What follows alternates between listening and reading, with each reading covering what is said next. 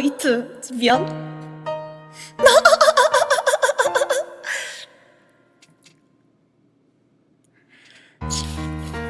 下手くそな人探していたらの優越感でもその度ちょっと自分を嫌って事件遡って現実と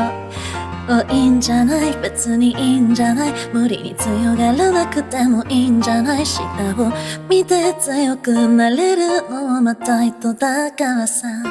うるさいモザイくらいに会をかき消すような世界なら抗ってたいのに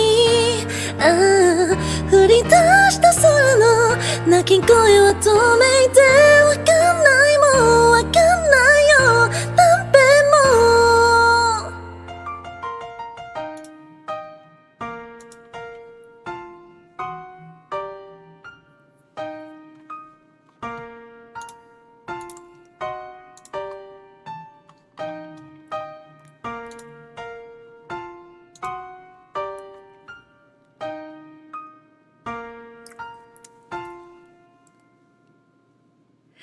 僕たちは存在証明に毎日一生懸命でこんな素晴らしい世界でまた生きる意味を探してる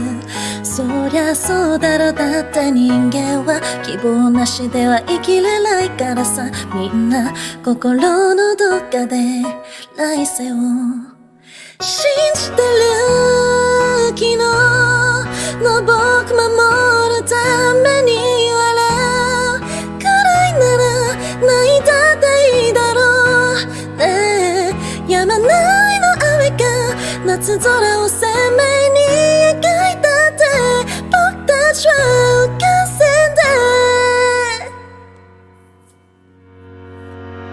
未完成